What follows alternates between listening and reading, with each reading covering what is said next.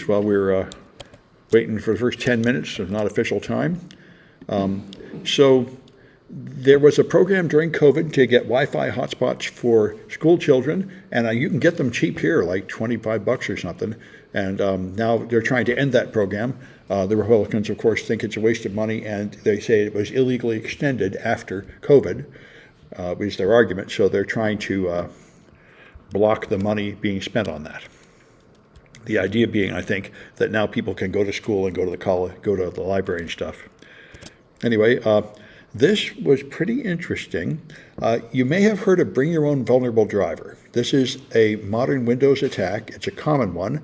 See, the problem with most Windows attacks is you want to get high privileges on the box, and even administrator is not the highest privilege. The highest privilege is to get into the kernel, where you want to put a rootkit or it's malware. And usually the way you do that is to have a driver in the kernel. But all the drivers in the kernel have to be signed. So what you do is you find an old driver that has a vulnerability, but is signed for an old hard drive or an old modem or some old piece of hardware, and you put that in. They call that Bring Your Own Vulnerable Driver. And Microsoft has responded by trying to build a list of bad drivers in the operating system with mixed success. But what this guy did was he took a driver that is not known to be vulnerable, just a random driver, and reverse engineered it and found a way to exploit it. What he found was that the driver exported a function that you could run without authorization that would terminate a process. And you could specify any process to terminate it. It was a built-in function of the driver, and so you can use that to do something like turn off the antivirus. So it's pretty interesting. It's a nice write-up showing how you do this. He got a free version of IDA, which will decompile code, which is news to me. In malware analysis class that I teach sometimes, although not this semester, we decompile code, but we have to use Ghidra because IDA used to charge $5,000 for that, but apparently there's a free version that can do it now. And that's great because then you can take code and you can turn it into more or less readable C++ code instead of having to read the raw assembly code, which is what you used to have to do before they had decompilers. So anyway, it's a good bit of analysis and an interesting attack. So this is the big news in security this week is SalesLoft. SalesLoft is an AI agent. So this is a Salesforce just fired about half of their staff having to do with responding to customer inquiries and replaced them with AI bots. They claim their AI bots can really replace a human and do good work. And what they said is they can only do fairly simple things, like if someone fills out a form, they can call them back to get more information or something. Basically, I think reading off a script. But they say the result is they used to not call everybody back who contacted them, but now that they've got an AI bot doing it, they do contact everybody back, 100%. It used to be only like 30% or something. And so Salesforce says, anyway, SalesLoft is not Salesforce. They're some kind of third party, but they have the ability to interact with your Salesforce instance. And Salesforce, I haven't used it, although Liz, who teaches the hacking class, does teach a Salesforce class at another college. It's some kind of cloud service to handle your customer relationship management. So SalesLoft will run a bot, talk to the customer, and then connect with your Salesforce instance to store information about the customer. And somehow there was an API key that leaked that let them into SalesLoft. And they were able to use SalesLoft to get into Salesforce of apparently hundreds of companies, and they could steal all their customer interactions. And so that means not only have they compromised, say, the names and like addresses of the customers that you're interacting with, they've also stolen all the information in those chat logs and other message logs, and sometimes those contain other passwords or API keys to getting other services.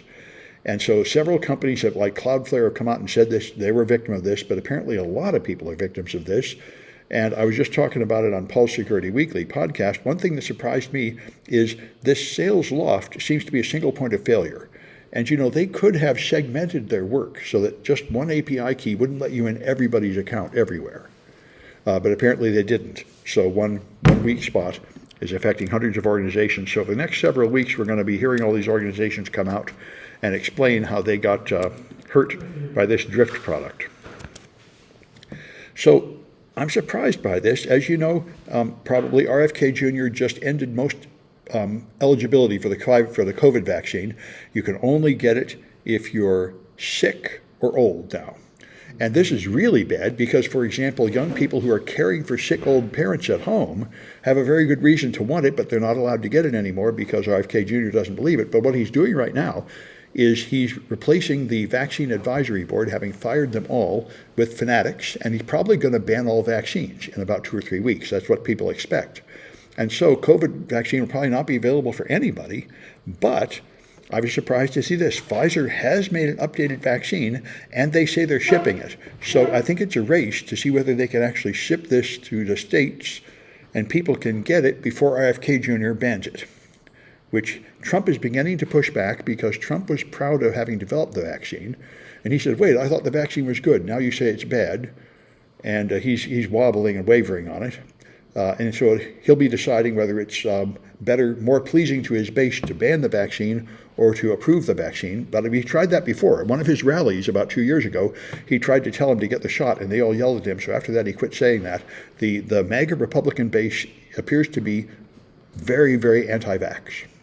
So I think Trump will realize that he can gain more political points by banning the vaccine than he could by allowing it. Yeah? Couldn't he just strong-arm his support over them? Couldn't he what? Couldn't he just strong-arm his support over them? If he lies to them enough times that it works, eventually they're going to believe it. Well, apparently not. And this is important to realize. Trump doesn't really lead the Republicans. He conforms to what they want. He feeds them what they like. He can't really get them to do something they don't want to do. This is the trick of politics. He seems like the leader, but on a lot of issues, he is a follower. Anyway. Although there are a lot of complex policies that's passed, he is probably not confident of understanding. Sorry, I couldn't understand that. Fair enough. Yeah, anyway, so we're going to see what happens. I'm interested because California, let me see if I can get past this nonsense. I may not be able to find it because of all the paywalls, but there's a consortium of Western states that have gotten together to banded together to stop this. Somehow I don't have the link, but anyway, several Western states, California, Oregon, and Washington have banded together to form their own vaccine board to approve vaccines. And I think this is what we're going to have to do. The blue states will have to have their own medical board, and that's what's going to happen. The official CDC has now been completely compromised, and they're putting out false statements. All the doctors there are resigning because they refuse to sign on to false statements. So the Economic Statistics Board is going to publish lies from now on. The Fed is probably going to take actions based on those lies. And the federal government disease statements will be false. So we're going to have alternative ones at more trusted agencies like the state of California. I'd certainly trust the state of California far more than any of the Washington bureaucracies at this point. And it'll be interesting because I was thinking we might have to go to other countries like Mexico to get vaccines and other kinds of medical treatment soon to escape the, fake medicine here. But maybe we'll be protected to some extent in California from the ravages of the federal government. We'll see. Only time will tell. Yep. Well, this is a very interesting article. There are a few of these. People who were in the Trump cult, in the anti-vaxxers, in QAnon, and then left are telling their story. And it's very interesting. They explain how they started watching YouTube videos and started believing stuff and ended up in this, and then they explain how they came back. This woman was deep into the QAnon and anti-vax and everything, and then on January 6th, when she saw the Trump supporters just clubbing the cops and smashing the windows, she decided that they were horrible and turned against them, which is, everyone turned against him for about 3 days, but all the leaders went back, and most of the flock went back, but not her. So it's interesting. I've of course spent the last 10 years, like probably every Democrat in America, trying to understand the psychology of what's going on the right.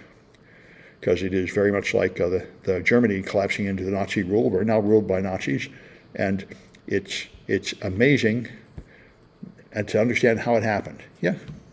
It's fascinating. That reminds me of an old joke. It was a lot of people like to research how World War II happened, but no one ever looks up how World War I happened. All I heard is a 30-foot something. Everyone likes to talk about how the lead up to World War II, but no one likes to research how World War I happened. Well, yes. Well, and what we're in now is closer to World War II, but actually it's an interesting statement because I think, as far as war goes, I think we're in a war very much like World War I. It's already started in, I think, Gaza and Ukraine, And a lot of people I listen to say this is probably the start of World War III. They're going to see this as the early skirmishes. And World War I was like this. There's no real reason for it. Just a lot of people were grouchy and ready for a fight, and eventually there was an excuse and it all just took off. And that kind of seems like now. Anyway, Trump, that's the last one I mentioned. It's very interesting. Tom Hartman is a very, very knowledgeable guy. And what he's talking about here is the current Trump arrangement. See, the current Republican Party is practicing eugenics. Elon Musk claims to be a superior life form, so it's perfectly fine that he kills millions of children just so he can have more money to go to Mars. And so does Trump. Doesn't care if he spreads disease and vaccine and slaughters people for his own glory, because he's a superior race, and all that matters is the superior people. He keeps saying, I have the good genes, which is the classic eugenics thing down through history. And this is called social Darwinism. But what's interesting is even it happened in the time of Darwin, and Darwin spoke against it. What Darwin said at the time was, there are these animals that fought and only the strong survived, and that led to evolution. But in humans, what happened is we learned to work together and form a culture. That's our strength. And Margaret Mead wrote about this. She said the most important step in human evolution that she could find archaeologically was a bone like 10,000 years ago where there was a human bone that had healed. That one had a broken leg and they healed. And they said this indicates they had a family and a society that would care for the sick. They say that's what our special power is grouping together and taking care of each other. It's not fighting like savages until only the strong ones survive. Yeah. And in addition, various states have not only just healing, but also there are some cases where the healed bone really doesn't heal at all. That's true. Meaning that they made it old, but more importantly, they did it to actually have death through a traumatic offense or through starvation. But that's true. They lived to old age and then essentially waited until their heart faded out. Yeah. Anyway, so that's enough of the news. Let me stop this and let's get down to the